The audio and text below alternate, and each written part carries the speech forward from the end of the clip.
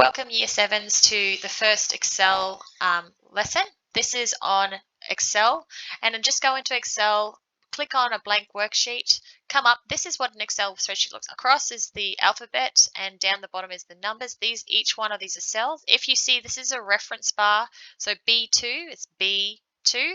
This is your functional bar, so you'll see your functions will come up.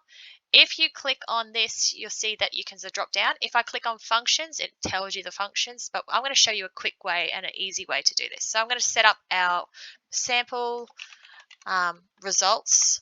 So we had rocks, iron filings, sand, and salt. Then up here, I'm going to put original amount here. Then I'm going to put reclaimed here. Then I'm going to put percent, and I actually put the percent symbol because I just like having that there, and loss or gain. And we're going to show you the maths of how to calculate a loss or a gain.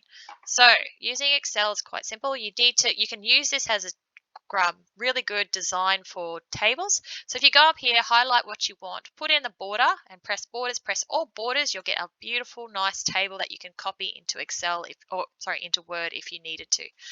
So looking at this, we've got our 4 samples that we need to capture. I know off by heart that it was about 5.55 for rocks, and then it was about 10 I'm just making the other ones up. It was all around about 10. Let's do a little bit different. So around about 10 grams was your originals weights that you had in your jars. All right, you reclaimed. I realize that some of you lost some, so after we've done an experiment, we reclaimed the sample. So this is basically what we reclaimed. Then with the iron filings, you lost a little bit, most of you, and then the sand was a little bit heavier, so we just put and the salt was much heavier. So we put in these are all values that I've just come up from the top of my head. These original amounts you get from the first Excel spreadsheet, which is telling you what the original volume or quantity that you had of the samples, and that's been measured out by me before we did the experiment. Then we did the experiment, which we could have lost or gained some weight, and this is what your reclaimed amount is. Your percent. Now, to do Excel really quick and easy, you can go up here and do this formula, but find it easier. If I just press the equals, it automatically comes up with a sum. Then I want to click on the cell that I want to divide, so it's reclaimed divided by the original amount. And then I would put in an asterisk, which is shift 8, and then I put in, which is another way of writing times 100, and that's how you get it to a percentage. Everything is timed by 100. So the fraction times by 100 will give you the percentage. You press enter, automatically it comes up that the result was 99.69964% of the actual original amount was recaptured from after your experiment.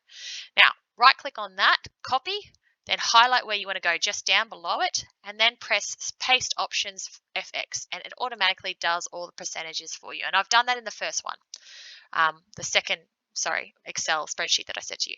Now to do loss and gain, there's a lot of questions about loss and gain. So to do loss and gain, it is actually just another sum. So we put in an equals.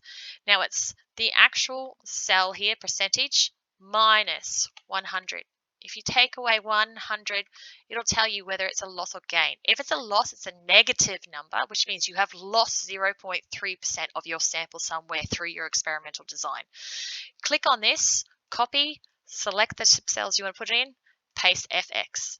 Now, if it's a negative number, it's a loss. You have lost some of your original sample through the process, or there's been a slight error in the weighing.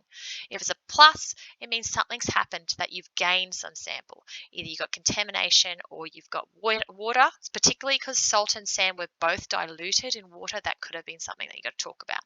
So this is how you do all the sums through Excel. Now to teach you how to do a graph. If I select it all, press insert, press on recommended charts, it gives you an idea of a clustered column. And I actually think this looks a little bit messy, so we're going to get out of that. I don't think that's very nice. So only thing you're wanting to do at this point in time is your samples original versus reclaimed. Click on that, select it, press recommended chart. Now look, it comes up. Excel's very smart. It shows you exactly what a good looking graph looks like. It's very clear. So we press OK. I like this graph. So I'm just going to make this a bit larger so you can see it. I press this plus button here, and I click on access titles. I'm a big believer about teaching you how to put titles in. And if you want the data there so it's straight visible under your chart, that would be great too. So therefore you don't have to, you know exactly what your samples were when you want to talk about it. Here is the chart title. Click on it, change it to separating mixtures experiment results.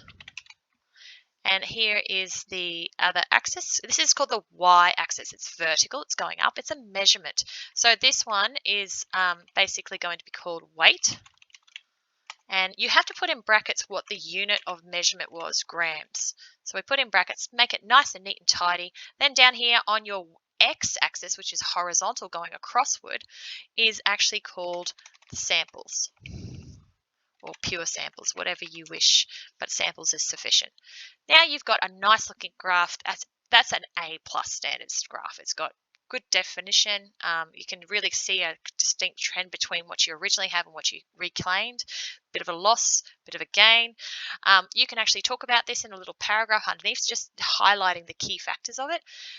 When you grab this, you can click on it, right click it, press copy, and then you can paste it into your Word document. So that's what you can do. Can I just also show you, I've set this up in that second email. If you just go through to the top one, which is Taylor Fowler's one, if you just say, for instance, I'm just going to quickly change it. I'm going to change this to 7.425. If I press enter, see how the graph responds automatically?